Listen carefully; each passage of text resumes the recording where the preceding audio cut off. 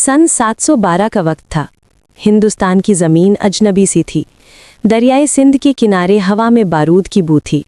मोहम्मद बिन कासिम की फौज ने दैबुल के किले पर कब्जा कर लिया था। उसी फौज में एक सिपाही था, रऊफ। बस 20 का हुआ था, मगर आंखों में रेत से भी ज्यादा ख्वाब और दिल में लोहे से ज्यादा मजबूत इरादे लेकर आया था।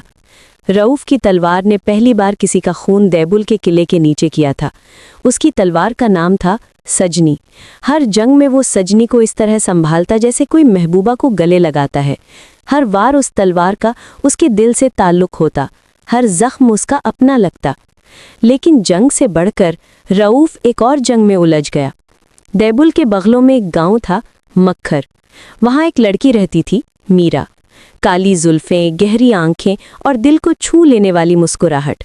रऊफ पहली दफा उसे देखा तो समझ ही ना सका कि दिल लड़ना ज्यादा मुश्किल होता है या दुश्मन से जंग जीतना। हर दिन रऊफ मक्खर जाता। चंद पल की मुलाकात होती, कुछ मुस्कुराहटें और कुछ खामोश बातें।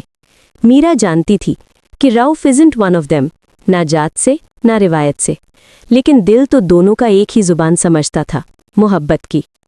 एक रात रऊफ ने इससे कहा, एक दिन तू जाएगा रऊफ, तुम हो तलवार के सिपाही, तुम्हारा प्यार तलवार और अपना जमीन है। रऊफ ने सजनी को लगभग जमीन में घुसा दिया और कहा, जिस दिन ये तलवार मेरा प्यार बन गई, उस दिन मैं इंसान नहीं रहूंगा, एक कत्ल करने वाली मशीन बन जाऊंगा। मगर तकदीर की तलवार ज्यादा तेज थी। अगली सुबह फौज ने अनाउंस किया, मुल्तान की तरफ रुख है। लेकिन मुल्तान का रास्ता मीरा के गांव से गुजरता था। फौज में खबर फैले कि मक्खर गांव में कुछ लोगों ने फौज के खिलाफ हथियार उठाए हैं। मोहम्मद बिन कासिम ने हुक्म दिया, हर गांव जो बगावत करे जला दो। रऊफ के पांव जमीन में गड़ गए। वहां के लोग बेगुनाह हैं, कोई खिलाफ नहीं, रऊफ चिल्लाया। मगर हुक्म बदला नहीं। सेम रात रऊफ चुपके से मीरा के गांव भागा। उसे जल्दी था, आग लगने से पहले मीरा को निकालना था। गांव में अंधेरा था, मगर लोग जाग रहे थे। डर और शक की हवा थी। रऊफ मीरा के घर पहुंचा तो देखा वो उसका इंतजार कर रही थी। मैं जानता था तू आएगा, मीरा ने कहा आंसुओं के साथ। रऊफ ने कहा, चल मेरे साथ।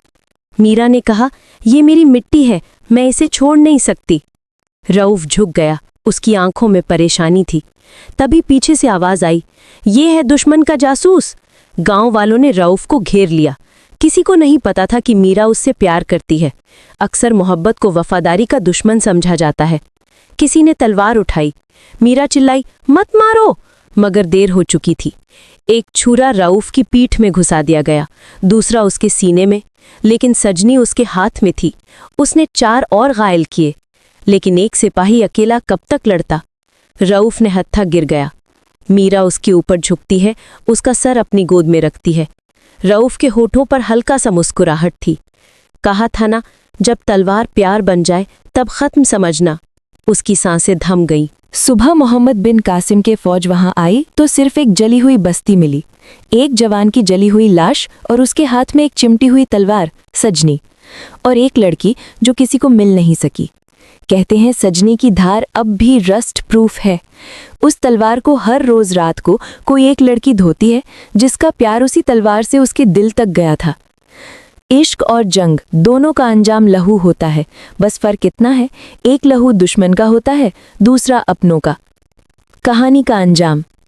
ये कहानी एक ऐसे इंसान की थी जो मोहब्बत और वफादारी के बीच फंस गया। न वो जंग जीत सका, ना ही मोहब्बत। सिर्फ एक तलवार रह गई, सजनी, जिसने दोनों का लहू पिया।